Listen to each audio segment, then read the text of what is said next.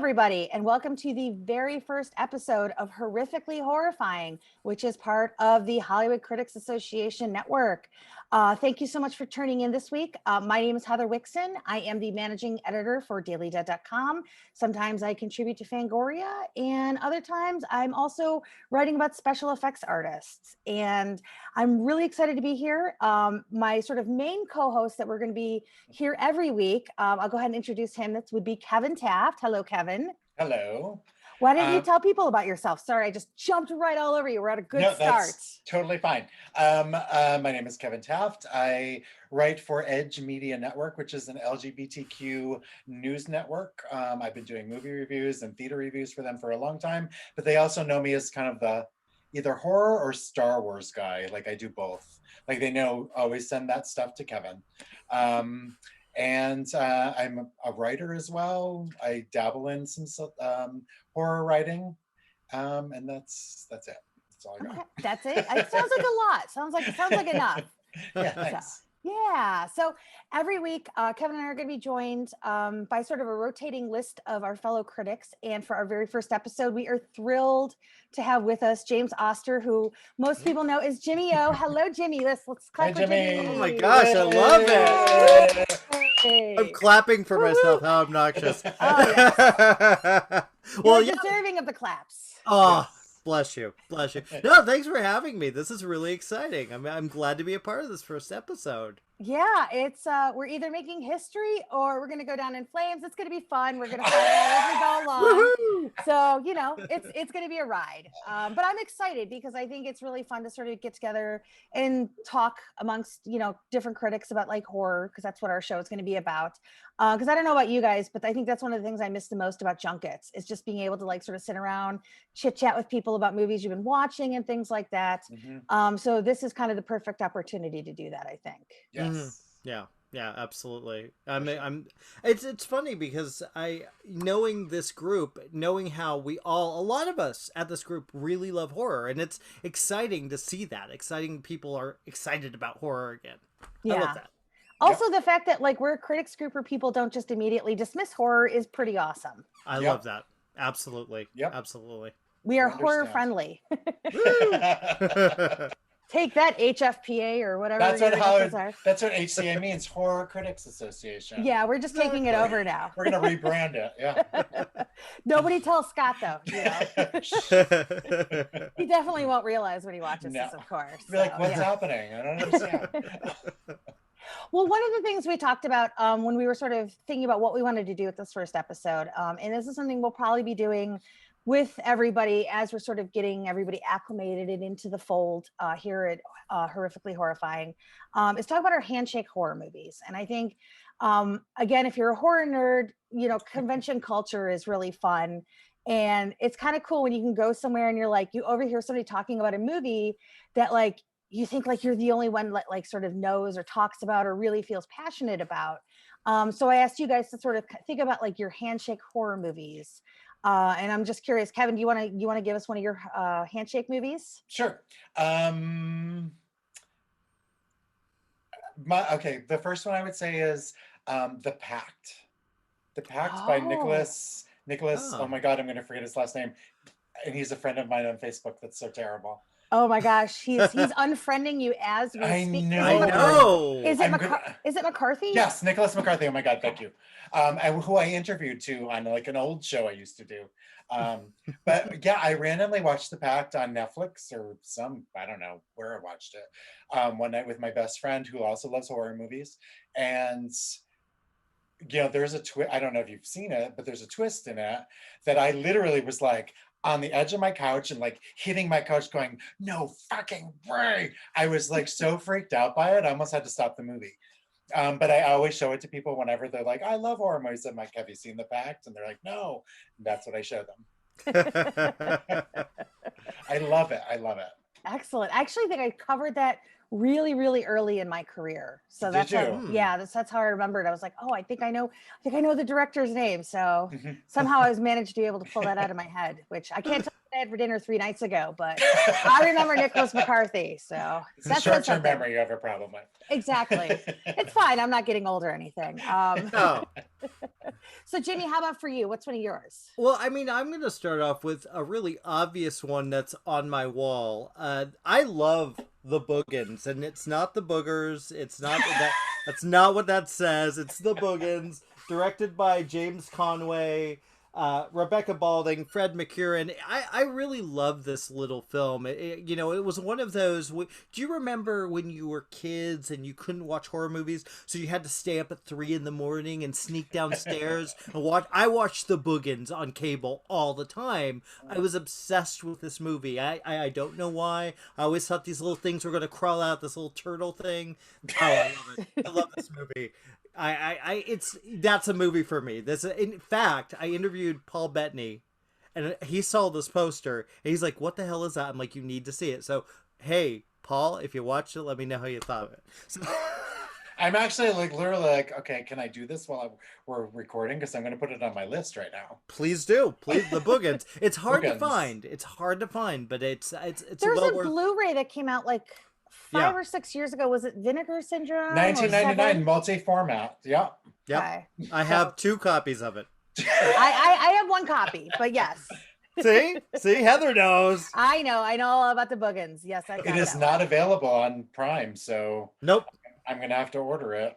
Yeah. It better be good, James. Oh, it's great. Or he's gonna send you the bill. So you bring up something interesting, because you said how like you had to sneak down and watch horror movies. Mhm. I guess I grew up a little differently, because like I just always watched horror movies. Like my mom was like a single mom, so like she took me to stuff like probably way earlier than I should have. Like I saw American Werewolf at like age 3 in Oh, a wow. theater. Yeah, it's the 80s. Wow. Parents didn't care. So No, I mean, that's true. I mean, my mom was the same. We went to the movies, but once the lights out, my dad was going to sleep. No. You can't go and watch TV. Everyone has to sleep. So that's why I would have to sneak down. Yeah.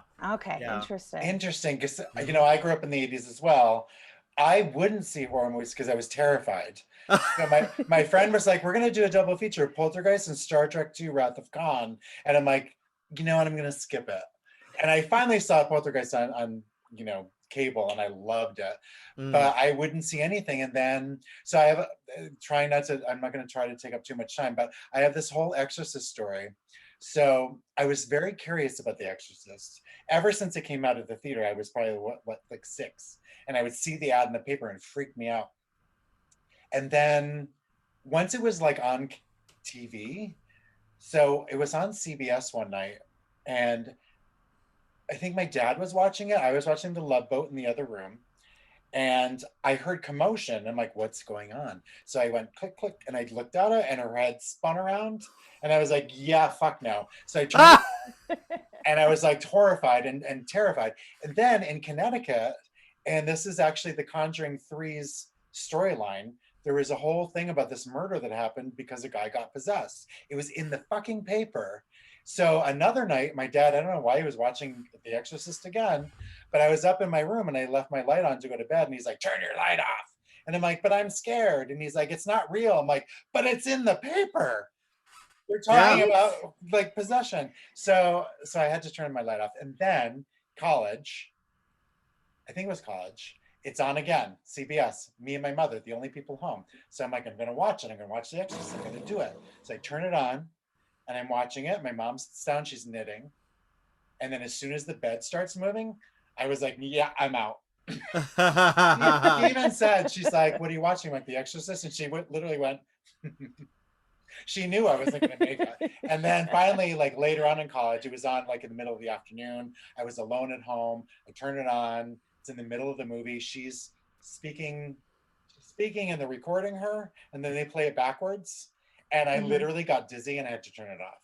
Wow. Oh, but then I finally, since I've seen it many times since then. But that's fine. Yes, which I'm guessing is why you're wearing a shirt. Yes, I do. I do think it's one of the best horror movies ever made. I agree. Yeah, it's fantastic. I agree as well. That was one of the no movies. There was only 2 when I was a kid that was like the movies my mom was like, no. The Exorcist and Texas Chainsaw, which is funny because Texas Chainsaw, there's really no blood. It's just all sort of implied violence. But one of my Handshake movies actually ties into that, because like one of the movies that I always watched when I was a kid a lot, and I always like wonder like if people sort of had that same experience, is this movie called Terror in the Aisles. Oh. Oh yeah. Which You know, Love it. originally got released on Blu-ray as sort of a special feature with Universal's original Halloween 2 Blue. Since then, Scream Factory put it out like a couple months ago on Blu-ray by itself. But it was one of those movies, like, it was my education in terms of horror, but mostly thrillers, because it was a lot of thriller at the time. Because it was made right before sort of everything blew up with Nightmare on Elm Street and stuff like that. But I felt like I'd seen enough of Texas Chainsaw in that movie to know the gist of it.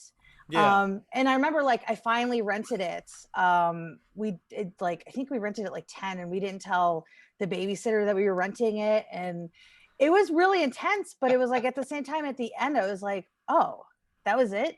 And like, what 10-year-old says to the Texas Chainsaw Massacre, oh, that was it?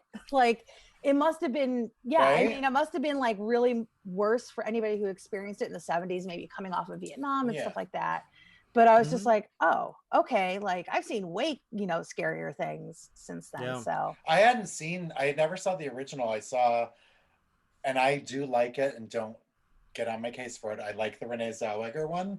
Oh, with Matthew McConaughey. Yeah, Next Generation. It's fucking hilarious. It's like, funny as hell. I was laughing out, like, her whole chase sequence where she's like on a wire and above. Like, I was in hysterics. I thought it was great. But I finally went back and I'm like, let me watch the original, and I had the same reaction. I'm like, oh, okay, this isn't scary. Like, I don't get it. I mean, I understand at the time, absolutely, I get it. But like, now I was like, meh. I find it scarier now. As an adult, I find it more disturbing, because it's so, when you're a kid and you see it, you want to see the violence and you want to see the craziness. But as an adult, you kind of see the underlying just depravity of it. And it works a lot better for me as an adult. Now it freaks me the fuck out. I don't know why.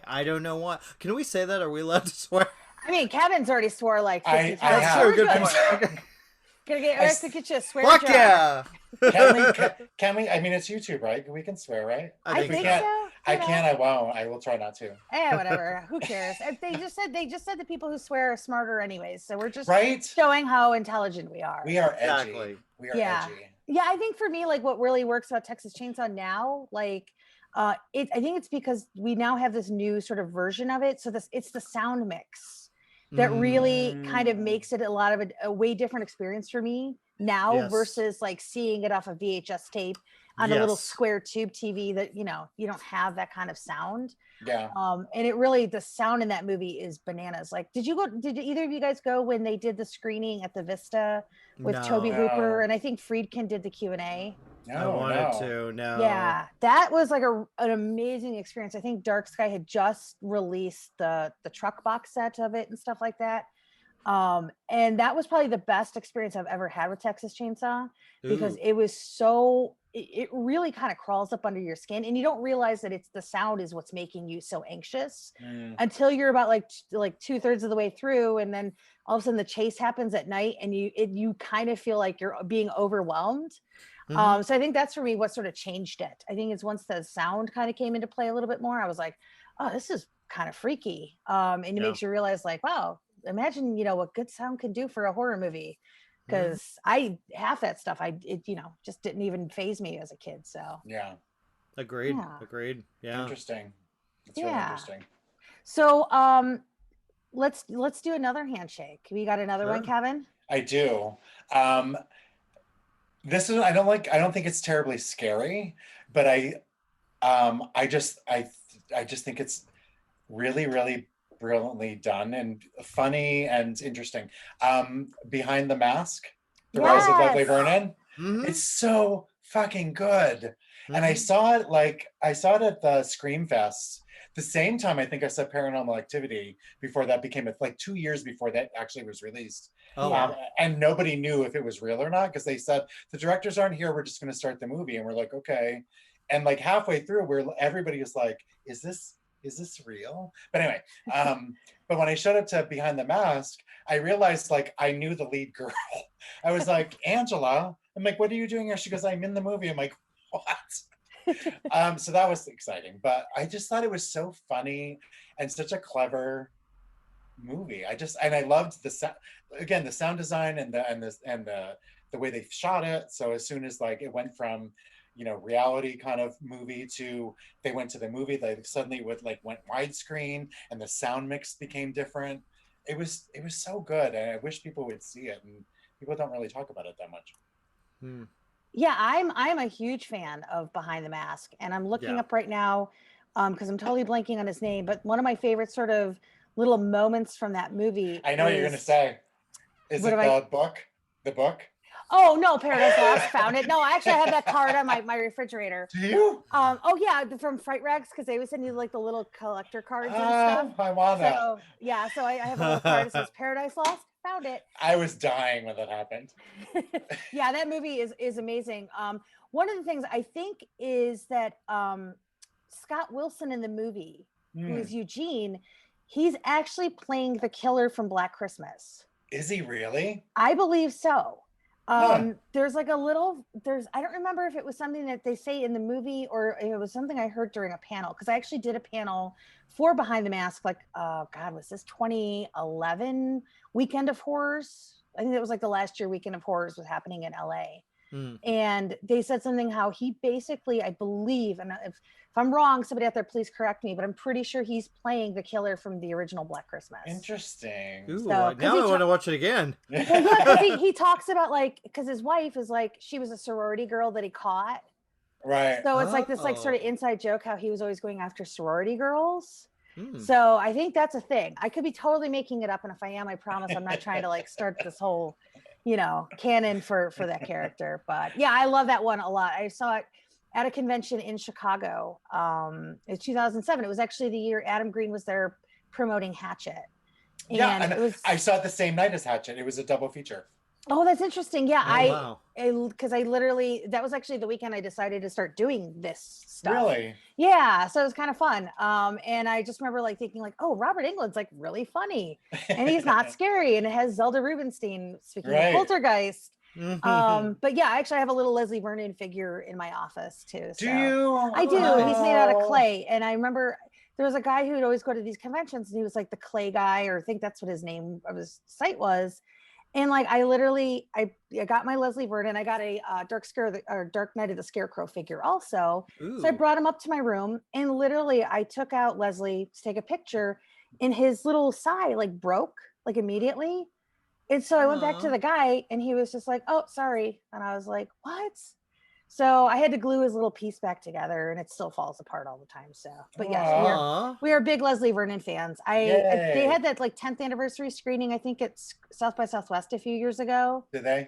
Yeah, and I remember like I went and met everybody, Scott Glosserman and all those guys at their hotel to do an interview, and then we took weird photos after, and then I was told I was acting inappropriate, even though I've known these guys for like 10 years, and it was all just like a joke. Wait, who told you that? Well, because there was like a joke with like me and Nathan, like we were like in bed, but like we were like separate and totally dressed. Like, but everybody's like, well, that's not professional journalist. And I was God, like, good Lord. Give me a break. I was like, whatever. That's like, ridiculous. Oh my God. I'm not asking for autographs like while people are trying to do press conferences. We're not doing. Yeah, you're not talking to the president of the United States. You're talking to a horror movie.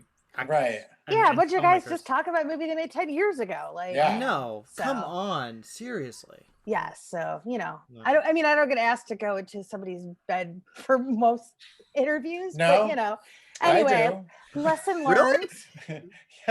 Maybe I could see it. I could see that. No, I wish. I'd be like, you. Colin Farrell, what?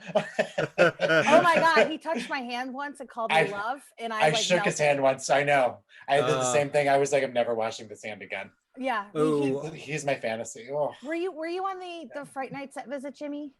No, but I have my own. I know Colin a little bit, and he's amazing. He's an amazing I don't know guy. him at all. Just we were standing really close, and he was talking, and he did one of these, and like basically hit my recorder out of my hand, and he grabbed my hand, and he's like, "Oh, sorry, love." Yeah, and then we locked eyes, and it was love. And, oh, God. He's a great he's a great hugger. He did. You're making us jealous, Jimmy. Right, Jimmy. Really nice for my kids. Don't waste it on the straight people. I'm upset. Well, this has been a really great episode, Jimmy. Thanks for coming on. I know. I'm leaving now. Bye. Why don't you go do a show with your best friend Colin Farrell now? I know, right? Oh my god. He's a good crush. He's a good crush because he's Thank a you. good crush for all of us. Yeah, yeah. Could I ask you, because like, you know, we're sort of, we all do the same things and things like that. Like, is it weird? Like, do you ever feel weird, like when you get to talk about things like this, like you should feel guilty about it? Because sometimes like I'll say something on Twitter about like somebody I've interviewed or something like that. And like some people will respond with like, oh, like, you know, like sort of like the quote unquote humble brag thing. Like, has it gotten easier for you to talk about like sort of these little victories you get in your career? Because like, we all know what the hours are. We all know what we're doing. I mean, we're not curing cancer or anything important, but we're still doing a job that requires a lot of time. So I'm working on not feeling guilty about the cool stuff that comes with this. Don't. No, really, I don't at all. Don't. At all. I mean, I don't give always, a fuck. I always like, you know, it's like I'm at I'm like, I'll frame it as a joke because like, yeah, it's not in the, like you said, it's not, we're not curing cancer. So it's like my meeting this person or that person, it's just a cool. And I try to frame it as like, I'm just excited, but I know it's not important in the large scheme of things. I think it's when people humble brag and they think that it's like the most important thing in the world. You're like, give me a break. Yeah. But I think like all of us, I've never seen any of us do it that way. Well, I think there's a lot of like, we're fans. Yeah. As much as we are critics, as much as we are professionals, we still get excited and we're fans of these people. Yeah. And you know, we're absolutely respectful, all three of us. But we there's nothing wrong with us being excited about something that we got to experience. Heather, you've done some amazing stuff that I'm always in awe of. And I respect the fuck out of it. I mean, I don't even listen to that shit. That's basically my attitude. I mean, I lured Barbara Crampton to my house. So, and we didn't kidnap her. Yeah. It was funny. It was actually like, I think right before she started coming back into the fold. And I used to do this thing at my previous site called Indie Horror Month. And I was like, oh, I would love to interview you because, you know, you've done some really fun like indie stuff in the past. And she was like, oh, sure. She's like, I'm coming down to LA. Like, where can I come? And I was like, my house? And she's like, sure. And I was like, are you kidding me right now? So yeah, we talk about that, but I was like, I could have kidnapped Barbara Crampton that day and I didn't. Yeah. So nice. I had restrained. So I don't know if I can say where I work because it's actually a HIPAA violation. So I work during the day at a job and actors come in and I did meet, I'm going to forget his name, Jason, who played Jason. What's Derek Mears? Nope. Kane Hodder? Yep. Oh. Kane Hodder came in and I literally, like, I had to meet him one-on-one to talk about what we had to talk about. And I was like, my best friend loves Friday the 13th. He's like, I'll be right back. He went back down to his car, got a ton of things and was signing a whole bunch of stuff for us. Aww. He loved it. He was so excited about it. Kane is like the sweetest, isn't he? He's so sweet. Oh my God. So nice. And he actually, PJ Souls did the same thing. Came in, I was like, my best friend's favorite movie is Halloween. She did the same thing. She goes, let me go back down to my car. Came back up with tons, like stuff from Stripes, Halloween. She signed a bunch of stuff for us. I'm like, wait, Rock and Roll High School? Was it Rock and Roll High School? She did not, because I don't think I actually saw Rock and Roll High School. But I saw Stripes. I just want I'm appreciative of this trend of horror people who keep stuff in their car for these occasions. I know, like, that's right? amazing. Like, yes, guys, more of this. That's so true. Because like, really you know, cool. It was cool. It was like she was so excited and like very humble, not like super braggy about it either, which was nice. It was such a nice little moment. All right. Well, if your job is ever hiring again, like, you know, just keep, you know, I'm around. So, you know, I will keep you in mind. We actually just laid off people, but I will keep you in mind. Yeah, that's kind of where everybody's at right now, unfortunately. So yeah. So, Jimmy, do you have another one? Yeah, I do. I actually have one too because I think they work really well together, and I'm a huge fan of both. Very different movies. The first, of course, The Town That Dreaded Sundown, and then the remake /sequel/continuation. I think these Oh, look, the original Town That Dreaded Sundown is such an eerie, because you talk about Texas Chainsaw Massacre and it has that kind of documentary style feel. Town That Dreaded Sundown it looks like a documentary, it feels like a documentary, but those moments, like with the trombone or whatever that is, and it's so striking and so chilling. And what Alfonso did with the sequel / remake was make all of the stuff that happened in the original film, it existed. The movie existed. The real life story, which it was based on, existed. And he did a marvelous job glossing it up, but still paying tribute. And it felt like a sequel to me. And I think it's such a good double feature. It's a movie that a lot of people haven't seen. Both of them they haven't seen. I think they're tremendous, and both are well done. I think I prefer Alfonso's a little bit, but I love it. The pre-make-will, if you will, is that was Blumhouse, right? Mm-hmm. Yeah, and it was kind straight of early to DVD. Yeah, because that was like right around the same time. I think they released like Lazarus Effect. It was like around the same time. Yeah. And it was like, that was kind of when nobody was really like taking them seriously, which is unfortunate because I do like that movie a lot. It's been a really long time since I watched the original, which now you make me think like, oh, maybe I should go back and watch them. I've actually never seen the original. Oh, really? You have to. I've seen the remake. You have to, because Dawn Wells is in it. Dawn Wells is in the original. She? Yes. Oh, Gilligan's Island. I know. You need to see it now. You're like, Kevin, you're old too. You know Gilligan's Island. I know what you're saying. I'm actually curious. I don't remember the remake, honestly. I don't think I loved it. I think there was stuff about it I liked. So now I'm curious to go see the original. Watch the original. I was going to say, maybe it would work better for you. Yeah, I think it would. True, I think it would. I'll have to check it out. Yeah. Well, one of mine would be Vamp from Richard Wenk. Oh, yes. I love Vamp. And when it's, because like, here's the thing, when you talk about like 80s vampire movies, everybody brings up Lost Boys, Near Dark, and I get it, like, and Fright Night, and don't get me wrong, Fright Night is an all-timer, Near Dark is an all-timer for me, Lost Boys is, I think I'm just very much an 80s vampire movie kid.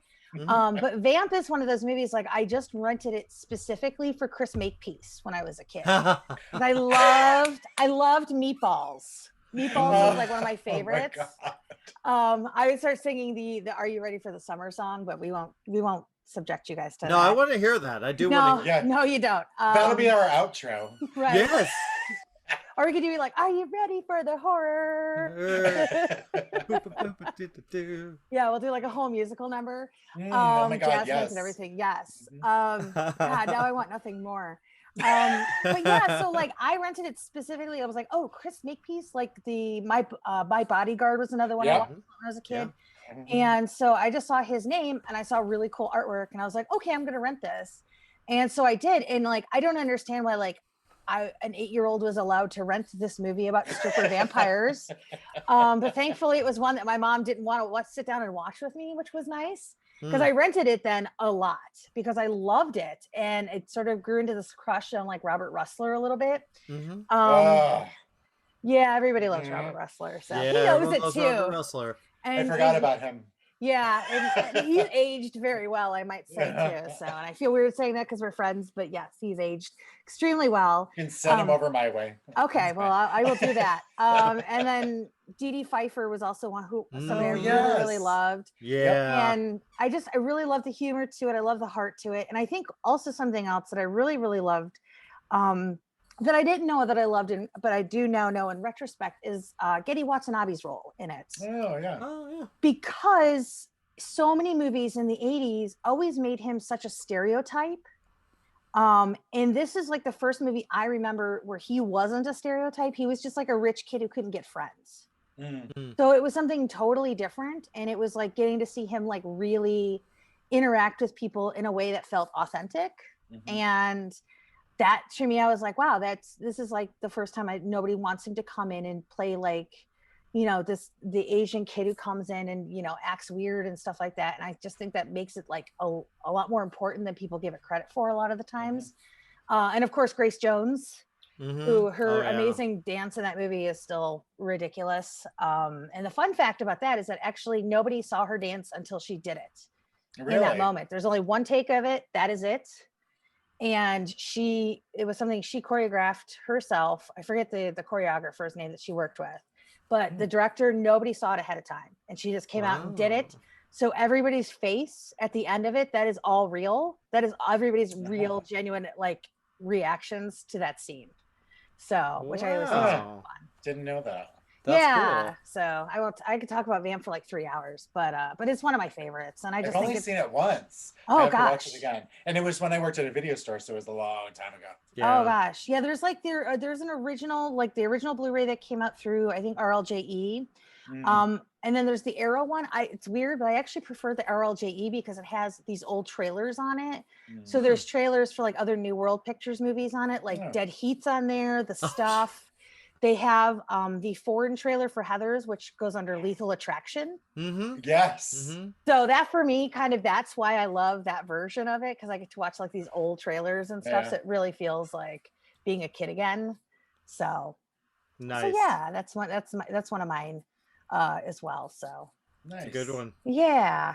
You know, as us older folks, I know once we start getting some younger people on here, Kevin, we're going to be like, they're going to be like, what's your favorite movie? You know, what's your Handshake movie? They're like The Conjuring. And we're going to be like, oh my God, we are like, okay, I liked it, but sure. Okay. Well, here's the thing. Just because like the generational gap of like, you know. And like you do have to put a perspective, because I know like people will get on young people's case for like what they like. I'm like, they can't help where they grew up. No. You know, like our parents probably looked at us and were like, ugh, all this 80s horror garbage. Right. And they were like, we liked, you know, Frankenstein and Dracula, which I like too, but yeah. It's you know, and I think the good thing in that those kind of moments, it's like the understanding of like, you got to give people the time to get to things. Yeah. You know, so, which is why like I never kind of got in on the whole Twilight bashing with people. Yeah. Because you know how many kids probably came into quote unquote horror through Twilight and probably now love it. Like, you know, it's not for us, but it's for somebody, and it's, you know, it's a really good gateway movie. So I found it more and more entertaining as it went along. I read the first book and I was like, this is crap, but I was fascinated by it. Because remember when Facebook started and there was those buttons you could send people? Yeah. And there was always like Team Edward. I'm like, what are they talking about? So I bought the book. I'm like, wow, this is a big thing. And then when I saw the movie, I'm like, this is so bad. But then I saw the second movie and I had just like broken up with somebody. And I'm like, oh girl, I feel ya. And I was so into, like, I saw the second one like twice at the theater. And then at that point I was like, I know this is ridiculous. I remember seeing the fourth one when she becomes a vampire at the end. And I was literally like, it was opening night. I'm looking at the ArcLight, and I'm looking and there was like famous people in front of us. And I was like, are we all really here to see a movie about a vampire, a werewolf, and a human girl? Like, this is stupid. But I loved it. Like, because I'm like, this is so dumb. Right. Like, I thought like the last two were super entertaining, terrible, but I loved them because of what they were. But you're absolutely right. I think people, that was their gateway. Yeah, people have the right to like what they like. I remember seeing the lines at Comic-Con of all the girls excited. I'm like, oh my God, and they would sleep overnight on the grass. Yeah. Let them. Like, it's fun to be excited about something. Who cares if it's Twilight, you know? Yeah, absolutely. And also I'm somebody who likes The Howling too, so like I have no room. Your sister to is judge a werewolf. Anybody. Yes. Yes. So it's like there's no room for me to like give anybody crap about what they love. Like everybody should love what they love. So I guess, which brings us to the movies that apparently HCA loved this year. Yes. Going for that seamless segue right there. Brilliant. Yes. Very good. Very good. So so the nominations came out this week, and we have 5 contenders for Best Horror Movie of 2020. And it's an interesting year, obviously, for you know, very you know, we know what happened last year in terms of the pandemic and what that meant for the entertainment industry.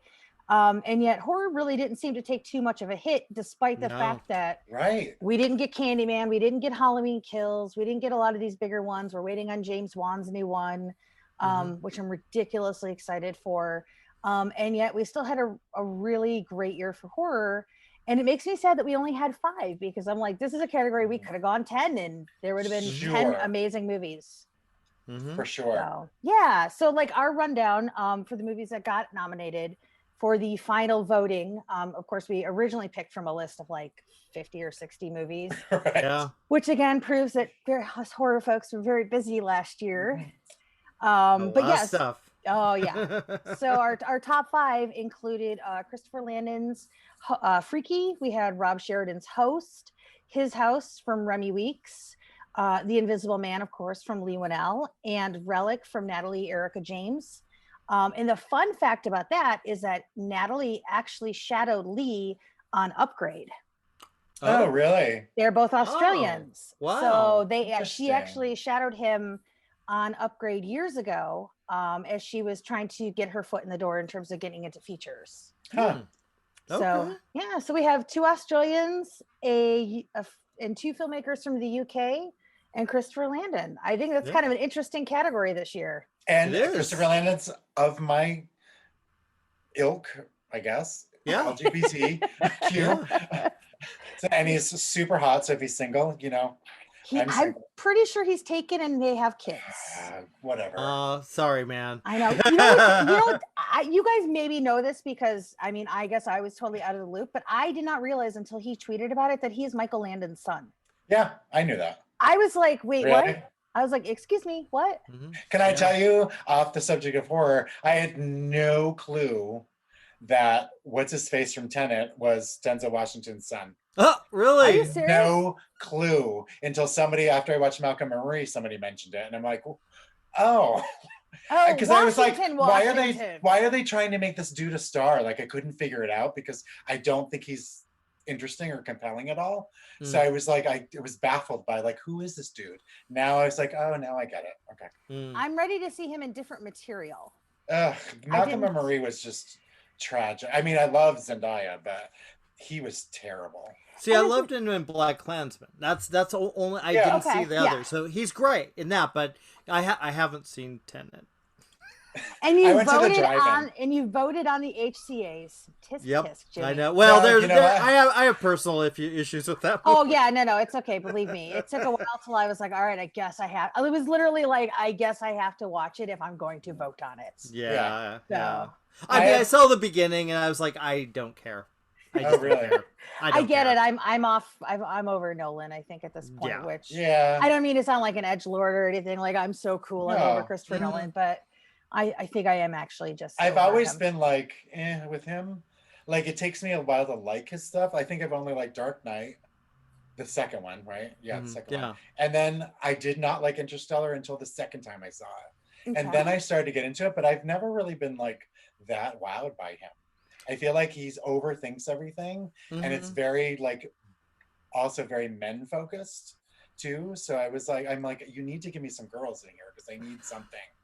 There's very little emotional. I'm like, give me some girls. Yeah, right.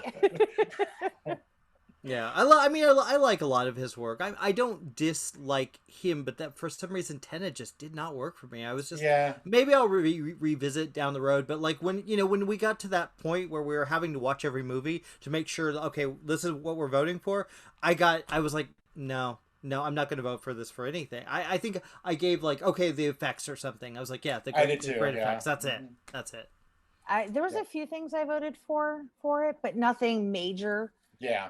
So I think I might have done score. I know I didn't do cinematography because I was a little miffed that a couple of my choices for cinematography weren't in there.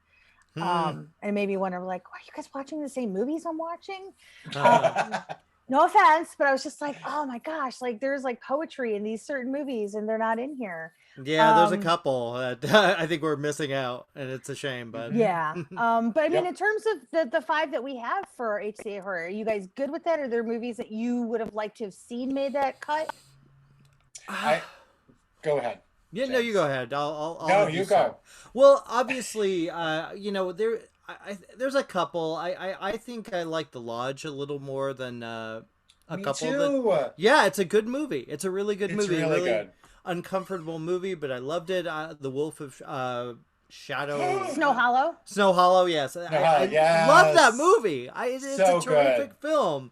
So that there was a couple that I was like, I really would have liked to have seen. And there's one that I'm going to save for you to mention, Heather, because I know you've already mentioned it before the show. So yeah, that one too, which we'll find out about in just a moment. Now I'm curious because I don't remember what she said.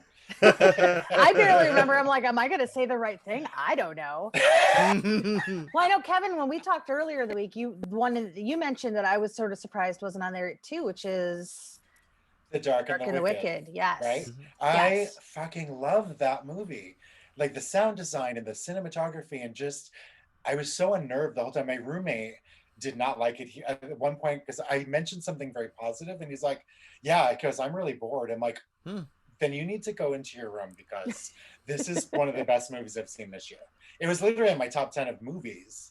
I don't know. I found it so fascinating. I think the end, I was like, I don't know if I love the end, but there's that one scene where she's on the bed with her father and something crawls on the bed with her. I was like, I was literally like, oh my God. I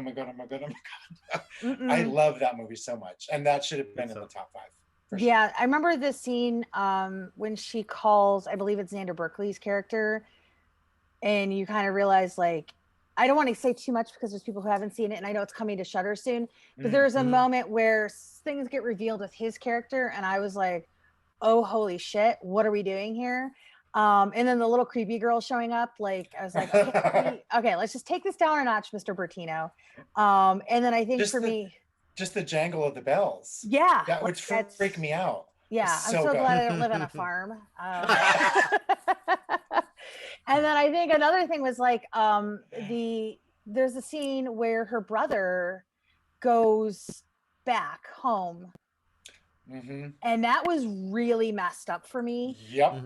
And I was like, oh Jesus, like this is a lot. And I think that's what I love about Brian Bertino, because I don't think he gets enough credit for what he does. Because even if like you don't love Monster, or I'm totally blanking on the other movie he did. Strangers. Beyond the Strangers. There was like another one, Mockingjay, I think it was. That one came out. Oh my gosh, he did Hunger Games? No, I know, when you said that, I was like, what? No, I think it was just a simple movie called Mockingjay. I did like Monster. I thought Monster was really good. I thought for like a mother-daughter dynamic, drama mixed in with horror, I thought it was really good. But for me, what's interesting about The Dark and the Wicked is you could almost say it's like The Strangers just with supernatural entities, because you basically have people stuck in a house and you have all these weird things happening to them if people come and visit them. And I thought that was kind of an interesting way to sort of look at it if you wanted to sort of draw parallels between The Strangers and that. So Mockingbird, that's what it is. Okay. I've actually never seen Mockingbird. I haven't seen it either. No. It's decent. It's not one. It's I would say it's probably the lowest on the Bertino scale, but it's still good. I think obviously he's done better, but I've seen worse, I guess is the best. I mean, that doesn't sound like I'm selling it at all, but it's it is what it is. It's still solid, I guess is the best way to. A side note, because somebody brought it up on I'm in some LGBT horror nerd site on Facebook. I actually really like, and he didn't direct it, but I like The Strangers 2 better than The Strangers. Strangers 2 is a blast. It's so much fun. So different. I love both, but yes, I love both, but yes, absolutely. Because the use of music and that pool scene, shit. Wow. That pool scene is like the coolest shit ever. Right? That is one of the best sequences ever shot in a horror film. I absolutely agree. I was like, this is amazing. Why has nobody seen this movie? This is so good. People slept on that, and I like that people are still coming into it, because I think there's and I don't really fault anybody who didn't really get a chance to see some of the early theatrical of 2020 because things are weird. So Underwater kind of got overlooked, which was one that I was kind of surprised didn't make this list because it's really good. And I mean, I think Invisible Man was sort of the last big theatrical moment we really had. But yeah, Strangers Pray at Night was one of those, I saw it a really early screening of it, and they had YouTube influencers there, and this was we were there. I was there with you. Where Brian Collins got really excited because he mentioned Jim Steinman or something like that, and he was all excited. Jim Steinman. Yeah, I believe I was there. And so we're sitting next to this girl who you could tell she didn't like horror movies because she was literally crouched in her seat like this the whole time. So there's the part where the cop shows up, and literally I hear her go, "Oh, thank God." And I was like, oh, sweetheart, have you never watched a horror movie before? Like, we are still like, we've got 25 minutes left. And she was so relieved. And then the cop, like, obviously gets it because that's what happens. And she was like, oh my gosh. And she was like so upset. And I was like, I want to watch every horror movie with you because you are so in this moment right now. Like, I'm so jaded where I'm like, oh, the cop shows up. Woo woo. Like, I know what this is going to, lead to. 5, 4, 3, 2, 1. Yeah. And for her, the cop shows up and she was like excited. She's like, yes. I was like, oh my God, I love you. Wow. That's so funny. That's a joy. Yeah. That is fun, right? It's seeing it with people who like get super excited about horror. I get scared. I love actually going to watch people's reactions at horror movies. Mm-hmm. Like even if like we see something at a screening, like I'll still go because I want to see, like for certain movies, I want to see people reacting to it. Yep. Mm-hmm. So because that's fun for me because I'm a weird voyeur, I suppose. No, my best friend loves horror. I love horror. He got me even more into horror when I met him 20 something years ago. But if I see a screening that he can't go to and I like it, I'm like so excited to see it with him because I'm like watching, like I know what's coming up, and I'm like, because he gets very like, he's such a good reactor. He's so awesome. So much fun. That's awesome. Cool. Yeah, I think even like we had done when Halloween 2018 came out, like we saw the original press screening for the junket day. And then I had a chance to see it actually at Fantastic Fest because I was there that year. And then we still saw it at home the opening night because I just wanted to have the normie experience mm-hmm. where like I wanted to see it. There was actually like a family behind us. They had like 3 small kids. And the kids, like, I was like, oh my God. And they were like seated right behind us. And I was like, of course. And those kids were not only really good, but listening to them reacting was like the funniest thing ever. Cause like they were like, the one little kid was like, oh my God, he's coming. Oh my God. And he was like, and that, like normally that would kind of bug me, but he was so into it. It was really hard for me to get mad at him. Cause this kid was like, he was barely as big as like the chairs. Cause it was like those recliner chairs. So his head was like, disturbs me a little bit though. Cause I'm like, what? I actually went to see what's the horrible not Quentin Tarantino, the Natural Born Killers. Oh, okay. And there was a 5-year-old behind me the whole time. Oh no, that's not good. And I was like, you're fucking this kid up. Like this is not. And so I couldn't even watch the movie and feel comfortable because I'm like, I can't believe he's seeing what I'm seeing right now. And I turned around at one point and he was like, I'm like, this is disturbing. I can't. So whenever kids are in horror movies, I can't do it. I mean, Halloween for me is a little less because it's a little more pop mainstreamish. But like, I sat next to like a really little kid at Devil's Rejects. Oh no! And I was like, oh my God! Oh my God! Yeah, and it was like him and his mom, and she brought her little boy with. And he was like, his feet barely went over the edge of the chair, and I was like, I have to sit next to this kid and watch it. So I was just like, nope, won't pay attention, Wow. So yeah, that was a kind of a tough one. When I saw the remake of Hills Have Eyes, a woman brought an entire family in and they were all super young. So they sat kind of down and I was livid. I wanted to like talk to the manager and be like, remove them. I was the Karen that night. Oh my gosh, you were. But I didn't, but I was literally like, and my best friend's like, please don't say anything. Please don't say anything. So Did they make it through the whole movie? 5 minutes in, I think she realized they were in the wrong theater because she like took them up and walked them out. But they had already gone through the first scene. I'm like, oh my God. Whew. That's pretty brutal. Oh my God. Wow. Yeah. So I would say like one of the movies that I would have definitely loved to have seen to make the list. But again, it's one of those like, I don't know which one of these you shuffle out to make room for it. But I'm really shocked Possessor did not make the That's cut. it. That's the one. That for me, I saw that at Sundance last year, and I have not been able to shake that movie since. And there's not a lot of movies that I can say that where like it kind of becomes part of like your DNA in a way. Yeah. And that movie just blew my mind seeing it and being able to then now see it unrated or uncut as they call it now. Yeah. And beyond the fact that it is such progressive, mind-blowing sci-fi horror, what I think it's really interesting is that it very much plays with a lot of sort of timely sort of concepts in terms of identity and what exactly that means for some people and things like that. And I just was like, did nobody watch Possessor this year? Because I I thought want that to was have a gonna be big discussion. thing, right? I Yeah. also wonder if it might have scared a little some people off too, because it's pretty nihilistic in a lot of ways. I mean, the ending is it's not a happy ending by any No. means. No, not at all.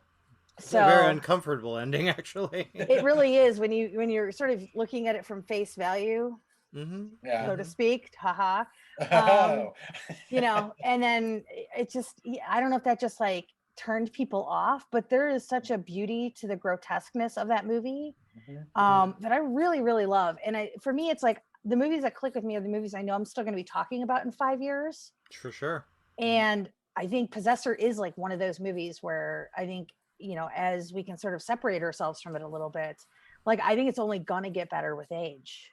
I think it's a So marvelous film. Hey, could I throw in one more movie? And I don't want to sure. forget it. And it's not really, it is horror, but not really. Love and Monsters. Please, people, Yes. see this movie. Oh So my good. God. Yes. So Brilliant. good. So Dylan good. O'Brien gives one. He should have been nominated for Best Actor.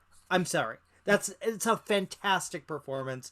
I think love I that voted film. for it for visual effects too, because I know they didn't have a huge budget, and just the No. way that world looked. Gorgeous. And there's Gorgeous. that sequence at night with like the jellyfish. Oh, when he's sitting yes. with the robot, and like I actually like cried a little bit. I Yes. got a Dude. little misty. Excellent film. It's Excellent. such a good movie. Yeah, it's a So joy. good. Mhm. Joy. Yeah, Absolutely. So, it was a bummer that Paramount seemed to sort of they just didn't really push that one, or they didn't push No. Spontaneous a lot last year. Right. Yeah. So Yep. that kind of bummed me out a little bit. But I mean, I get it. It was a weird year. How do you know? Right. I think everybody was sort of relearning the industry a little bit, which I Mhm. get, you know. So now I think we're a little more prepared for it as we go along. Maybe who Right. knows? Hopefully, we'll see. Who knows? So you know, but as I mentioned, I was watching Greenland last night. I'm like, who knows? This all could just go into flames in Right. a few months, anyways. You know. No, don't say that. We'll be fine. We're gonna get through this. I promise you. I hope. Yeah, So we need Gerard Butler, but you know, we'll be good. Let me ask Definitely. this question. I don't know if we can actually do this question, but so out of the 5, what did you vote for your? I think I voted for all of them but 2. No, but like which one did you vote for out of the 5? Because we had to turn in our nominations today. Oh, Was that today? Yeah. Yes. Shannon, Today. you have 4 hours, 3 hours. Yeah. Okay. good. I'm sorry, I had to junket today and I was prepping for this because I'm such a Mhm. professional. I think out of those, I think I'm probably going to go Invisible Man. Okay. That's what I picked. Yeah, Did you? I think Invisible Man is one of my favorite films of the past few years. It works so well. It works so well on repeated viewings. Lee Winnell created magic with the sound design, with the use of space. You're watching the walls in a movie. You're like, oh my God, what's over there? What's over there? And it's not a ghost story. It was so refreshing, Right. so refreshing. And Elizabeth Moss, come on. Yeah. know. That I was really glad to performance. see that she got her nomination for Yes. Best Actress. We did Yeah, that right. Yeah. We So did. we did that. Yeah. Good job, us. I voted for her. Yep. Mhm. I did Mhm. too. Me So too. I was very happy because, you know, again, it's one of those like, you know, we do have a ton of people who are horror fans, but I also know during award season, you know, we tend to sort of look away from the genre. Yeah. And I was kind of nervous that might happen this year. And I'm really glad that we were able to do that. Plus, I think we ended up with 6 for Best Actress this year, which is great. So that was really a nice surprise. So I thought that was a good one. Yeah, I agree. I was gonna vote for Invisible Man, but I just felt like everybody was gonna vote for Invisible Man. So then I was gonna vote for Relic. And then honestly, and I know we talked about this a little bit, Heather, I did vote for Host because it was just such a surprise. Yeah, I mean, it You really know? was it became the horror of 2020. Like if you Because Yeah. I also thought it was going to be, I was like, I know what this is going to be. And It'll, it like, wasn't. entertain, but it was so much better than I expected. I was like, fuck. And like, I literally texted somebody who lives in New York. I'm like, you need to watch this right now. And she's like, okay. And literally watched it as soon as I said to watch and it's it. like an hour too. Like it Right. just It's like, so thank God. short. Yeah, and Love it. they got in there, they did exactly what they needed to do, and then they got out of there. Got out. And you know, they didn't waste any time setting up a bunch of bullshit. Like, it was just like, let's get in there, scare some people, and get the hell out of here. And I think it's interesting too that it's one of the very few movies that I would actually recommend to people watch on their laptops before they would watch it on their TV, because it's almost more immersive. Oh yeah, for sure. Yeah. So- Hey, do we want to do a seance now? Oh sure, let me Let's do get candles. Let's do it. Let me get the Ouija board and I'll get my candles going. We'll set that up for a couple months from now. We'll invite you back. Yeah, we'll do that maybe for a Halloween episode. Yes, Can't wait. We'll get a crystal ball and we'll do the whole thing. So yeah, I mean, the thing is, what I appreciate about the HCA nominations that we had is that they are, in very interesting ways, it's a very diverse group. It's not just sort of the same old in terms of filmmakers, in terms of story, in terms of where they're coming from either. So I like the fact that, you know, we were getting filmmakers, you know, even though Lee's lived here for 20 something years now, like, he is still Australian, you know, in heart. And I like the fact that sort of this person who came up under him also gets to be a part of that. And then we have two filmmakers in the UK who very much are, I believe both are sort of on the cusp of doing very different things over there. You know, and in Freaky, you know, in terms of the representation that it brought to the table, is just magnanimous. It's magnificent. I almost said magnanimous. I mean, maybe. Hey, I like it. But the thing is, and that I really loved about it is, like, there's a scene, and I know Vince Vaughn's a jerk and a terrible person, so I'm still dealing with that. But there's a scene that he has when he's sitting in the car with the kid who she really likes. I'm totally blanking on the kid's name. Yeah. I almost want to say Boomer, but that's not right. Booker. Booker. Yes. And like, so they have this scene between, you know, the boy that Catherine Newton has a crush on and Vince Vaughn. And like, if that had been, you know, an 80s movie, that scene would have played so differently and for laughs, and it becomes one of the two sort of most heartfelt moments of the movie. Oh, so sweet. Yeah. And that's a huge testament to Chris Landon and I think Michael Kennedy, who also wrote the script with him. So I agree. So it's pretty awesome that, you know, for you know, that our horror genre is still evolving. Like, we're not just seeing the same old in terms of the nominees and the people that they're making them. And, you know, let's hope Elizabeth Moss could pull out a victory. So that'd be kind of cool to see a horror actress get a chance to take home. It would, but I have my favorite in that category too. It's Do you have your favorite? I do. It's not her. It's not this one? What? Oh, you know what? Wait, I did vote for her. Wait, yeah, I did too. Wait. Yeah. Because here's my thing. I go back and forth between that and Nomadland. Yeah. I can see that. Both of them are like, I want them both perfect. to just win. Yeah. Right? I'm fine with that. I'm fine with that. Absolutely. I love both of them so much. I'm just taking notes because I have to go and do my nomination and I fill out my ballot really soon. So what else did you guys vote for? I'm just going over here. Okay, hold on. Let me just give you my list. You want to just screen share with me real quick? That's cool. Why not? That's cool. No copying of my paper. All right. Well, I think we probably should wrap up this episode, but I'm going to ask you guys, Kevin, what have you seen lately that you would recommend people check out? Oh, Christ. I mean, horror movie related? Horror, genre adjacent, maybe not even genre. Hold on. He's got props, everybody. Oh my gosh. I'm excited. I do. Weirdly. Okay, Let's hold go. on. So excited. Sorry about that. I have a little, so ever since pandemic started, I write down every single movie that I watch every day, because it's every day I'm watching something. I take notes with everything I watch now. And I can't remember. Like, I'm like, what? And if I really like it, I do a little box around it so I can just scan. So I will say that recently I watched The Map of Tiny Perfect Things. Oh. Oh, okay. Which was, it's like a young adults. You know how there's kind of this wave, I think we talked about this, Heather, too. Yeah. There's a wave of young adult movies that are really good that nobody's watching. This was another one of those. It was just, it was a time loop movie, but similar to Palm Springs, where you don't have to sit there and relive the same day over and over. They do it in a different way, so you're not bored by like, oh, here we go again. The same day's happening. It was just, but there's a heart to it. There's a lot of emotion to it. There's a whole dramatic aspect to it. Really, really, really good. And then, and I will say this one just because I don't think people are seeing it, and I think it was actually part of our. Actually, I saw Land. I liked Land too. World to Come, the lesbian one with. Oh yes. Yeah, it was. Oh, okay. It's a beautiful movie, and I actually put on the subtitles because I can never hear anything. But it's very poetic, like the voiceovers and stuff. Oh. It's a gorgeous movie. I was shocked. I thought it was just going to be like, okay, I saw it. I thought it was one of the best movies I've seen in the year. Oh wow! Really, really good. That's awesome. Oh. Yeah. All right. How about for you, Jimmy?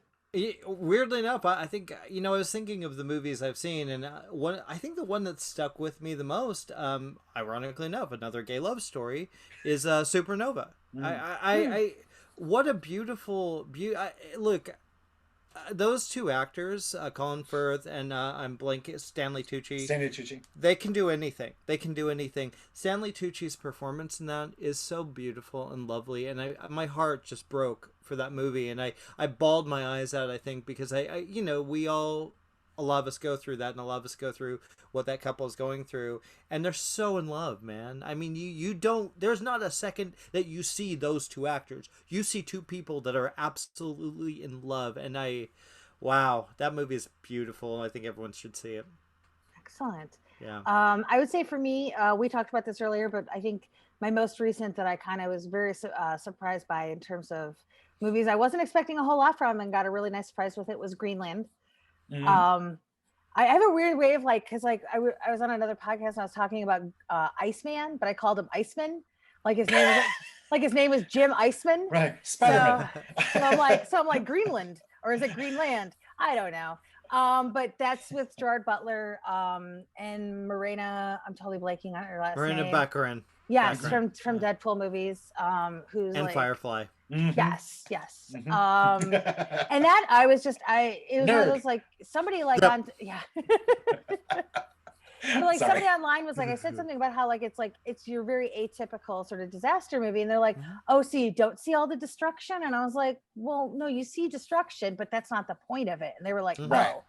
And I was like it just felt like such a weird question. I was like, but okay, so you care nothing but I've got 10 other movies you can watch of that. Day After Tomorrow is right there, my friend. Right. But yeah, that one really, really surprised me. I think I'm coming to love Gerard Butler. He's always been sort of an actor I was kind of iffy on. He's charming. He's charming to watch. I liked 300. And then it was just kind of he did all these weird romantic comedies that just felt weird for so many years. And I just hadn't really cared about his career until then. Sorry, Mr. Butler, if you're watching. And then because we were talking about this, it was Dead of Thieves, or I'm like, I think I like my Gerard Butler, just unkempt, disgusting pig of a man who just doesn't give a shit, and he's just out there playing by his own rules. Mm-hmm. So I guess now this time he was playing his own rules against the invading comet. But I quote him all the time from so there was 3 of them, right? There's the first one where he protects the president. Oh, Olympus Has Fallen. Okay, so what's the second one? London Has Fallen. Okay, and so Angel Has Fallen. So London Has Fallen, my favorite line of any movie in the past 10 years. And me and 2 people guffawed when he randomly some big action sequence happens. I don't know what it was. And then they're all it's happened, and they're now back in an apartment, and there's 2 guys thugs are sitting there, and he walks in with a glass of water, and he's like, I'm thirsty as fuck. I was like, what? I like it. And it was my favorite thing, so I send people memes of it all the time. Thirsty as fuck. Aren't we all just deep down thirsty as fuck?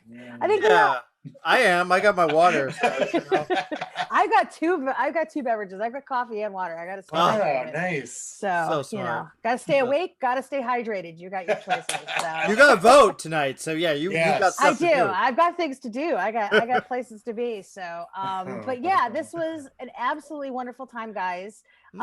Jimmy, thanks for joining us for this first episode. Yes, let's all clap for each other. Yay! And for those of you watching, thank you so much for tuning in to Horrifically Horrifying. We really appreciate your support. We're going to be back here every week on Wednesdays, so we really hope you tune in the future. We'll have a lot more fun horror stuff coming your way. Maybe a seance or two. Who knows how it goes? Yes. Maybe we get the whole group together to have our own little seance party. I'm so so in. I'm so in. I'll bring snacks. I'll mail everybody snacks ahead of time. Okay. But yeah, we really appreciate your guys' support, and thanks so much for tuning in, and we will see you guys next week.